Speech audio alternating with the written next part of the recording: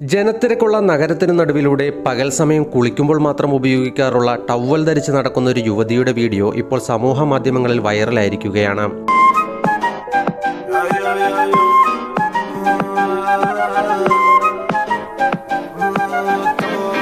കണ്ടാൽ കുളിക്കുന്നതിനിടയ്ക്ക് വെച്ച് ഇറങ്ങിപ്പോകുന്നതാണെന്ന് തോന്നിപ്പോകുന്ന വിധത്തിലുള്ളതാണ് വീഡിയോ. ഡിജിറ്റൽ ക്രിയേറ്ററും മിന്ത്ര ഫാഷൻ സൂപ്പർ സ്റ്റാർ ജേതാവുമായ തനുമിത ഘോഷ് മുംബൈയിലെ പൊവായ് ഏരിയയിൽ വെച്ചാണ് ഈ വീഡിയോ പകർത്തിയിരിക്കുന്നത്. ഇൻസ്റ്റഗ്രാമിൽ ഷെയർ ചെയ്തിരിക്കുന്ന വീഡിയോയിൽ പിങ്ക് ടവൽ ധരിച്ച ഒരു ബസ് സ്റ്റോപ്പിൽ നിന്നുമാണ് യുവതി നടന്നു തുടങ്ങുന്നത്.